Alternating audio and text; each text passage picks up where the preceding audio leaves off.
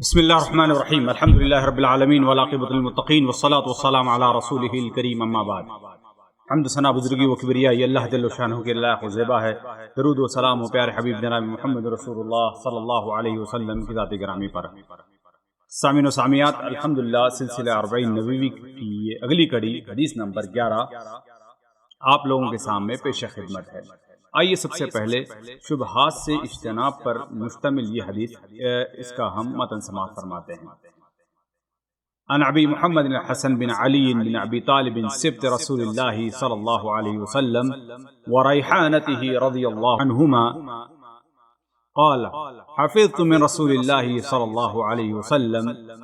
دع ما یریبک الی ما لا یریبک، رواہ الترمذی والنسائی۔ سلیس اردو میں ترجمہ سماعت فرمائیں۔ رسول اللہ صلی اللہ علیہ وسلم کے نواسے حسن بن علی بن ابی طالب رضی اللہ عنہما سے روایت ہے کہ میں نے رسول اللہ صلی اللہ علیہ وسلم کی یہ بات یاد کر رکھی ہے،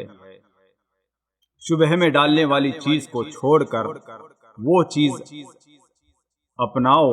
جو مشتبہ نہ ہو۔ اسے ترمذی اور نسائی نے روایت کیا ہے، اور ترمذی نے کہا یہ حدیث حسن صحیح ہے۔ معزز سامعین، جیسے کہ بہت ساری احادیث ہیں جو بھی ہم تقریباً 40 نبوی میں سے ہم نے الحمدللہ سنا ہے، ان احادیث میں نبی کریم صلی اللہ علیہ وسلم کے جوامع الکلم کی ایک بہترین جھلک ہمیں نظر آتی ہے، اور انہی کی ایک کڑی اور انہی کا ایک سلسلہ جوامع الکلم میں سے یہ بھی ایک حدیث ہے۔ نبی کریم صلی اللہ علیہ وسلم نے مختصر سے جملے میں بہت بڑی بات فرما دی ہے کہ ایسی چیزوں کو اختیار کرو جس کے اندر شک نہ ہو، یعنی بے ریب بے شک و شبہ جو چیزیں ہیں ان چیزوں کو اختیار کرنے کا اس حدیث میں اختیار دیا گیا ہے کہ یقین کی طرف آؤ شک کو چھوڑ کر۔ جب بھی کوئی کام کرو تو اس میں دیکھا کرو، عبادات ہو، معاملات ہو، کوئی بھی چیز ہو، اس میں یقین کی طرف آنے کی اور شبہات سے بچنے کی بڑی اہمیت بتائی گئی۔ آئیے اس حدیث سے کیا فوائد ملتے ہیں ہم سرسری اس کا جائزہ لیتے ہیں۔ سب سے پہلا اور بڑا فائدہ تو اس میں یہی آتا ہے کہ نبی کریم صلی اللہ علیہ وسلم نے صاف الفاظ میں کہا کہ شبہات سے بچا کرو اور یقین کی طرف آیا کرو۔ سامعین و سامعات، ہمیں یہ چیز اچھی طریقے سے معلوم ہونا چاہیے کہ شبہات ایک ایسا مرض، ایک ایسی بیماری ہے کہ شبہات ایک بڑی تعداد اس کے اندر مبتلا ہو کر اپنے ایمان اور اپنے آخرت کو برباد کر دیتی ہے۔ شبہات ایک بہت بڑا فتنہ ہے، جہاں پر شہوات ایک بڑا فتنہ ہے، اسی طریقے سے شبہات بھی ایک بڑا فتنہ ہے۔ شہوات یعنی مال کی شہوت، عہدے کی شہوت، عورت کی شہوت، ایسی شہوات میں پڑھ کر انسان ایک مسلمان اپنے دین سے بھٹک جاتا ہے، تو اسی طریقے سے ایک مسلمان شبہات میں پڑ جاتا ہے، یعنی حلال و حرام کا معاملہ ہو، ایمانیات کا معاملہ ہو، تقدیر کے معاملے میں ہو، بہت ساری چیزوں میں، یہاں تک کہ اللہ رب العالمین پر بھی وہ شبہ کرنا شروع کر دیتا ہے، اور اسی میں چیز آ کر پڑھ کر وہ اپنے دین و آخرت کو برباد کر دیتا ہے۔ تو لہذا مکمل کوشش کرنا چاہیے کہ شبہات سے مکمل طور پر بچیں اور یقین کی طرف آنے کی کوشش کرنا چاہیے۔ اب شبہات سے کیسے بچا جائے گا؟ یقیناً اس کے اندر اگر کوئی طالب علم حاصل کرتا ہے، کوئی مسلمان علم حاصل کرتا ہے اور پختہ علم حاصل کرتا ہے، تو پھر انشاءاللہ تعالیٰ وہ شبہات سے بچتا رہے گا اور علم یقین اسے حاصل ہو جائے گا، اور جب علم یقین حاصل ہو جائے گا تو اسی کے حساب سے وہ عمل بھی کرتا رہے گا۔ اور اسی طریقے سے شبہات کسی بھی چیز میں ہو، چاہے اس کا تعلق مالی عبادات سے ہو، یعنی بدنی عبادات سے ہو، بہت ساری چیزوں میں شبہات کے پڑھنے کا امکان ہوتا ہے، تو ان ساری چیزوں سے بھی آدمی اپنے آپ کو بچنا چاہیے اور اپنے آپ کا اس سے دور رہنا چاہیے۔ ظاہر سی بات ہے، مال میں آتا ہے کہ یہ کاروبار صحیح ہے یا نہیں ہے۔ اگر آپ کو سیدھے سیدھے اور صاف سمجھ میں آ رہی ہے چیز کاروبار کے بارے میں تو اس کاروبار میں ہاتھ ڈالیے، اگر وہ کاروبار کے بارے میں شک ہے تو بہترین چیز ہے کہ اس کو ہم چھوڑ دیں۔ نبی کریم صلی اللہ علیہ وسلم کی، جیسے کہ اس سے پہلے ہم نے حدیث پڑھی تھی، انہی سلسلے میں ایک حدیث ہم نے سنی تھی، نبی کریم صلی اللہ علیہ وسلم کا صاف فرمانا، من اتقى الشبہات استبرأ لعرضه ودینه ومن وقع في الشبہات وقع في الحرام۔ اگر کوئی شبہات میں پڑتا ہے تو گویا وہ حرام میں پڑ جاتا ہے، تو اس لیے اگر اپنے دین اور اپنے عزت کی حفاظت اگر چاہیے تو شبہات سے بچنے میں بہت بڑی کامیابی ہے. اور اسی طریقے سے شبہات سے بچنے کے لیے ایک اہم چیز یعنی سچائی کا ساتھ دیں. سچائی دل کا سکون اس کی علامت ہے. اور جھوٹ جو دل میں بے اطمینانی بے چینی ہوا کرتی ہے، یہ سمجھ لیجیے کہ آپ یہ شبہات کی طرف اس چیز کو لے کر جاتی ہے. نبی کریم صلی اللہ علیہ وسلم اسی حدیث کے تکمیلے کے طور پر یعنی آخر میں یہی حدیث کے الفاظ ہیں فَإِنَّ الصِّدْقَ طَمَانِينَةٌ وَالْكِذْبَ غِیبَةٌ، یعنی سچائی اس کے اندر اطمینان اور سکون ہے اور جھوٹ اس کے اندر شک ہے. یعنی شک والی جتنی بھی چیزیں نظر آتی ہیں تو سمجھ لی جائے کہ یہ جھوٹی چیزیں ہیں، اس لیے اس سے بچنے کی مکمل کوشش کرنا چاہیے. آئیے اگلا فائدہ جو ہمیں اس سے حدیث سے ملتا ہے کہ یہاں پر نبی کریم صلی اللہ علیہ وسلم نے جب شبہات سے بچنے کا حکم دیا تو پتہ چلا کہ یہاں پر یقین کی اہمیت ہے. تو یقین پر یقین کریں، شک کو قریب آنے نہ دیں، اور کوشش کریں کہ اللہ رب العالمین نے جو چیز بھی ہمیں بتائی ہے اس پر ہم من و عن قرآن کی چیزیں ہیں، من و عن سر ہم تسلیم کرنا، اس سے یقین ہوتا ہے. اگر شک میں پڑ جائیں گے تو ظاہر سی بات ہے جیسے اس سے پہلے بھی ہم نے کہا تھا کہ نبی کریم صلی اللہ علیہ وسلم کی وہ حدیث بھی ہمارے سامنے ہونی چاہیے کہ نبی کریم صلی اللہ علیہ وسلم نے فرمایا کہ یعنی شیطان ایک مسلمان کے پاس آتا ہے، ایک مومن کے پاس آتا ہے کہ کہا کہ تم کو کس نے پیدا کیا، اس نے پیدا کیا، اس کو کس نے پیدا کیا، اس نے پیدا کیا، یہاں تک کہ وہ سوال ذہن میں ڈال دیتا ہے کہ اللہ کو کس نے پیدا کیا. جب یہ سوال ذہن میں آئے تو سمجھ جانا کہ یہ شیطان کی طرف سے. تو انہی شک کی بیماریوں میں پڑھ کر ہمارے نوجوانوں کا ایک بڑا طبقہ اس میں برباد ہو رہا ہے. اس لیے ہماری تمام سے گزارش ہے کہ یقین پر یقین کریں اور شک کو اپنے قریب آنے نہ دیں، بلکہ اپنی عادت ڈالیں کہ اپنے اندر کانفیڈنس پیدا کریں اور اپنے اندر یقین پیدا کریں.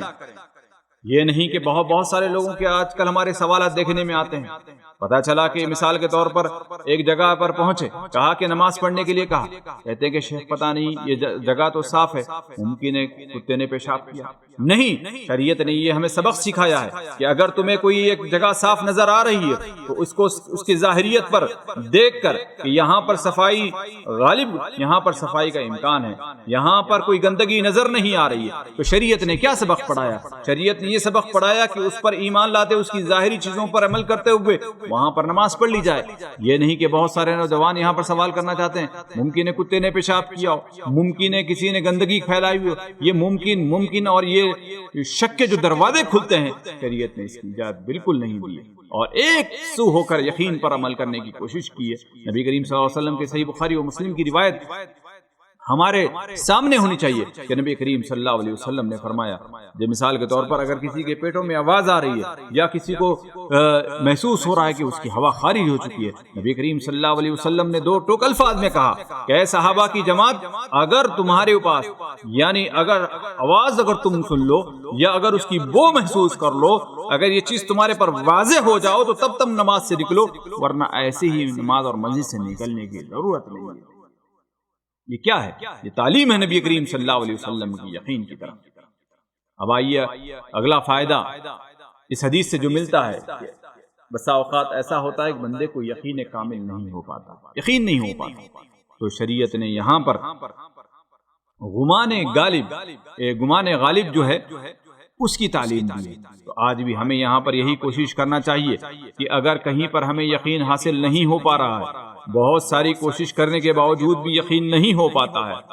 تو ایسی صورت میں جو غالب گمان ہے اس پر عمل کر لینا ہی شریعت اسلامی ہے.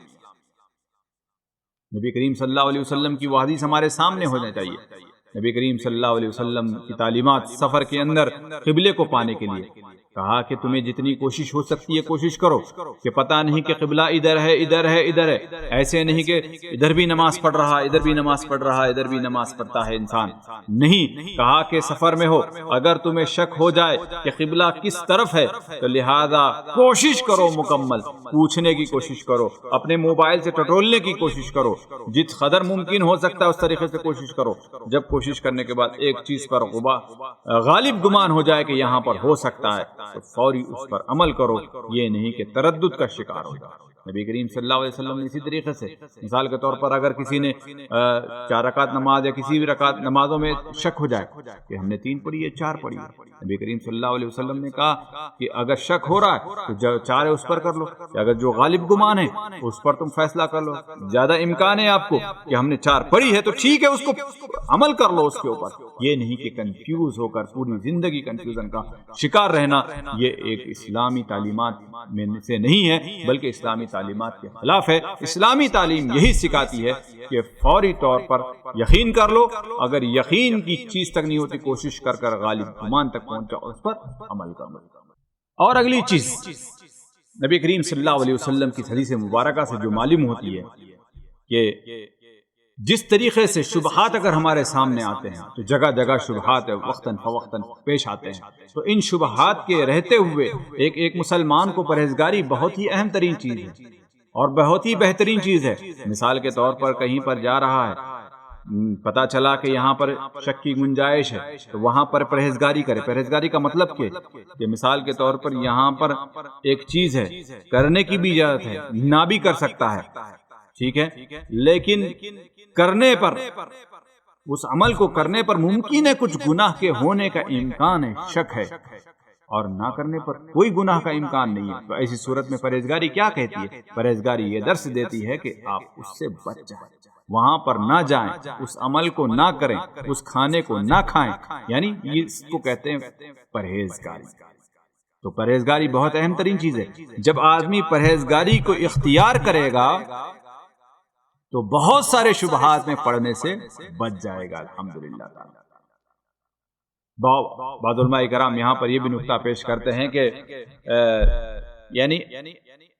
بعض ایسے بھی لوگ دیکھنے میں آتے ہیں کہ بعض اہم جو واجبات ہیں، جو فرائض ہیں، جو اہم چیزیں وہاں پر تو پرہیزگاری نہیں کرتے ہیں، جو چھوٹی موٹی چیزیں اس کے اندر پرہیزگاری کے بارے میں وہ مثالیں پیش کرتے ہیں۔ ابن عمر رضی اللہ عنہما کے پاس ایک عراقی آدمی جب آتا ہے اور کہتا ہے کہ یعنی فتویٰ پوچھتا ہے مچھر کے خون کے بارے میں کہ مچھر کا خون کیا ہوگا، اس کے بارے میں حضرت ابن عمر رضی اللہ عنہما یعنی غصے میں آ جاتے ہیں۔ ان کا جواب دیا، ان لوگوں کو دیکھو، ان عراقیوں کو دیکھو، انہوں نے تو اللہ کے رسول اکرم صلی اللہ علیہ وسلم کے پیارے نواسے حضرت حسین کو تو انہوں نے قتل کر دیا، اس وقت تک کے قتل کے خون کے بارے میں حلت و حرمت کا کوئی مسئلہ ان کے سامنے نہیں آتا، لیکن آج مچھر کے خون کے بارے میں پریشان ہے یہ لوگ۔ اسی طریقے سے ایک عالم دین کے بارے میں آتا ہے کہ ان کے بارے میں ان کے پاس آئے ایک شخص سوال کرتا ہے کہ اے شیخ، کہ میری ماں یا کسی ان کے ساتھی کی ماں یہ مطالبہ کرتی ہے کہ اس کی بیوی کو طلاق دی جائے۔ عالم دین وہاں پر جواب دیتے ہیں کہ دیکھو، ماں کی اطاعت بہت ہی اچھی چیز ہے اور ماں کی اطاعت کرنی چاہیے۔ اگر ماں کی اطاعت کرنا چاہتے ہو تو طلاق دے دو، لیکن ایسا نہیں کہ ماں کی اطاعت میں بیوی کو تو طلاق دو لیکن اس کے بعد تمہاری حالت یہ ہے کہ تم یعنی بیوی کو ماں کو گالی گلوچ کرتے ہو، ماں کے اوپر ہاتھ اٹھاتے ہو۔ اگر اتنے بڑے بڑے کارنامے کرتے ہو ماں کے ساتھ، اس کارناموں کے ساتھ طلاق دینا چاہتے ہو تو پھر طلاق نہ ہی دو تو بہتر ہے، کیونکہ جب تم اتنے بڑے گندگی میں پھنسے ہوئے ہو تو چھوٹی چیزوں میں ورع اور چھوٹی چیزوں میں پرہیزگاری کا کیا معنی ہے؟ تو بہرحال یہ واقعات بتاتے ہیں کہ ہمیں یعنی پرہیزگاری کرنی چاہیے اور ان کے اہم اور ضروری چیزوں میں کرنی چاہیے، یہ نہیں کہ بڑی بڑی چیزوں جو فرائض ہیں، جو اہم چیزیں ہیں ان میں تو ہم پرہیزگاری نہیں کرتے ہیں، اور لیکن جو دوسری چیزیں ہیں، چھوٹی چھوٹی چیزیں ہیں، اس کے اندر بڑی پرہیزگاری کا خیال کرتے ہیں، تو یہ بھی شریعت کے روح کے خلاف ہے۔ تو سامعین و سامعات، آج کی حدیث کا مختصر خلاصہ یہ ہے کہ نبی کریم صلی اللہ علیہ وسلم نے صاف الفاظ میں، مختصر الفاظ میں یہی فرما دیا کہ تمہاری زندگی کے اندر یقین ہونا چاہیے، شک و شبہات کی کوئی گنجائش نہیں ہونا چاہیے، ہماری زندگی یقین سے کامل یقین سے ہو، یہ نہیں کہ کوئی چیز سامنے مشکوک نظر آ رہی ہو تو اس کے اندر ہم پڑھتے جائیں، نہیں، کوشش کریں کہ 2 اور 2 کی طرح جو چیزیں صاف ہیں، الحلال بین والحرام بین، جو حلال واضح ہیں ان کو اختیار کیا جائے، جو حرمت والی چیزیں واضح ہیں ان سے بچنے کی کوشش کیا جائے، اور جو بیچ کی جو چیزیں ہیں جس کے اندر شکوک و شبہات کا امکان ہے تو ان سے دور رہنا ہی بہتر ہے، اور اس کے اندر جہاں پر امکان ہو کہ جس کی طرف نیکی کرنے میں، جس کے کرنے میں بھلائی ہو اور جس کے نہ کرنے میں بھلائی ہو تو وہ کرنا اچھا ہے، جس کے نہ کرنے میں بھلائی ہو اس کا نہ کرنا اچھا ہے۔ شک میں پڑھ کر غیر ضروری عمل کی طرف جانے کی ہم کوشش نہ کریں۔ اللہ رب العالمین سے دعا ہے کہ اللہ رب العالمین ہم تمام کو نیک توفیق عطا فرمائے۔ اللہ رب العالمین ہر وہ قسم ہماری جو مالی چیزیں ہوں، چاہے ہماری بدنی چیزیں ہوں، جہاں پر بھی زندگی میں شک و شبہات کے دروازے اگر ہمارے اوپر آ جائیں تو اللہ رب العالمین اس سے محفوظ رہنے کے اللہ تعالیٰ ہمیں توفیق عطا فرمائے۔ اللہ رب العالمین شکوک و شبہات سے بچتے ہوئے ایمان کامل اور یقین پر یقین کرنے کے اللہ رب العالمین ہمیں توفیق عطا فرمائے۔ سبحان ربک رب العزت عما یصفون وسلام علی المرسلین والحمد للہ رب العالمین۔ السلام علیکم ورحمۃ اللہ وبرکاتہ۔